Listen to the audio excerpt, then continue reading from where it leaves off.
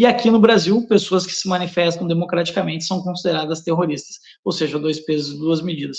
Esse caso, tanto dessas pessoas pedindo asilo, né, o que mostra, quando a pessoa tem que fugir do seu país para pedir ajuda a um país vizinho, mostra o nível de totalitarismo que nós estamos vivendo aqui no Brasil. Deixou de ser uma democracia há muito tempo.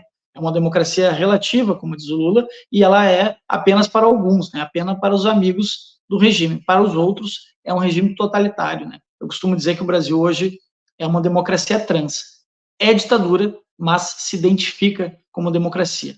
No caso dos parlamentares brasileiros, eu acho que tem sido feito um trabalho fantástico, e aí a gente precisa parabenizar, sobretudo o Eduardo Bolsonaro também, que estava nessa comitiva, tem feito, né, assim como com outros parlamentares, viajado o mundo para denunciar o que acontece no Brasil. E a importância disso, é preciso que as pessoas tenham, né, a noção, porque aqui no Brasil é muito difícil fazer esse tipo de denúncia, porque isso não vai ter um respaldo, nem do ponto de vista jurídico, nem do ponto de vista mediático.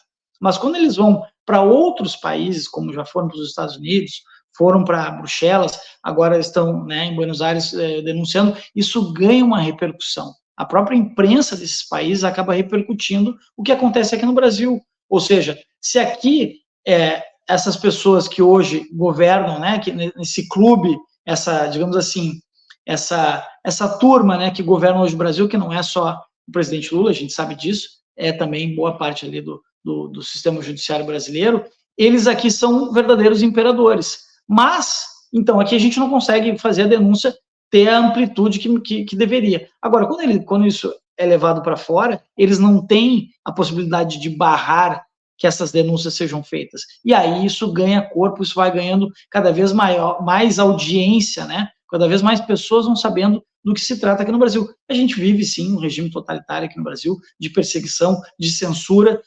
de tentativa de calar os adversários políticos, né? Isso que está acontecendo com o Trump, isso que acontece em outros países, acontece aqui também, né? A gente teve o presidente Bolsonaro tornado inelegível por uma óbvia perseguição política, assim como todo o campo da direita brasileira é perseguido não só politicamente, mas também nas mídias, também do ponto de vista financeiro e também do ponto de vista jurídico. Então, essa denúncia, quando ela vai para fora, ela ganha mais força, e é importante esse trabalho que tem sido feito, e é relevante que a gente parabenize e entenda a importância desse trabalho no exterior. Exatamente, Gustavo. É importante que o mundo saiba o que está acontecendo no Brasil, né? Principalmente ali nos Estados Unidos, depois que o Elon Musk trouxe essas denúncias contra o ministro Alexandre de Moraes, as imposições à rede social do X, eu vejo que isso repercute até mais quando os deputados, os parlamentares geralmente vão ao Tribunal de Haia. Eu confesso que eu nunca vi nada de acontecer quando eles vão a esse Tribunal de Haia, mas quando isso se torna pauta, né, tema de audiências no Congresso americano, né, a gente percebe o esforço da oposição para tentar amenizar essa situação, né, porque acredito que nem a anistia, nesse momento, é o melhor que nós temos, mas a anistia, se você for olhar assim, ela é para quem realmente cometeu um crime.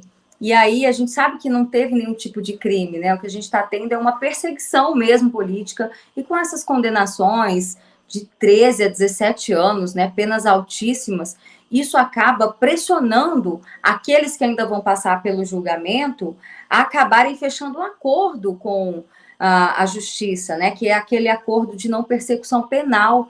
Isso também é muito ruim, por quê? Porque ali a pessoa assume que cometeu o crime.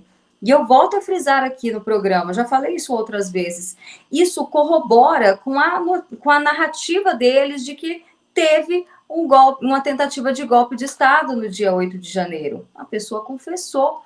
Tudo bem que dentro desse acordo a pessoa assume os crimes que foram ali atribuídos a ela, mas não vai correr o risco de ser condenada, né? Ela recebe uma espécie de perdão, digamos assim. Mas o fato dessas pessoas estarem assinando esse acordo já sustenta essa narrativa de que teve uma tentativa de golpe no dia 8 de janeiro. Então, assim, é uma situação muito complicada, e o mais importante nesse momento é que canais aqui como o nosso, do Te Atualizei News, e tantos outros que fazem muito bem esse papel na internet, já que as grandes emissoras estão todas contaminadas, né, elas leem todas a mesma cartilha, é muito importante que a gente traga isso à tona, né? E assim como em outros países também, a gente sabe que existem jornalistas independentes, a exemplo do Sérgio Tavares, que está dando voz para tudo isso que está acontecendo no nosso país, censura, perseguição política, né, parlamentares presos, né? A gente não pode esquecer o que aconteceu com o Daniel Silveira, que teve o perdão presidencial anulado pelo Supremo Tribunal Federal. Então, assim, é muito grave o que está acontecendo aqui. Eu acho que até agora essa é a melhor estratégia e está dando certo, na minha opinião, né? Denunciar em outros países, essa aliança também ali com a Argentina, com o presidente Milei, é muito importante também.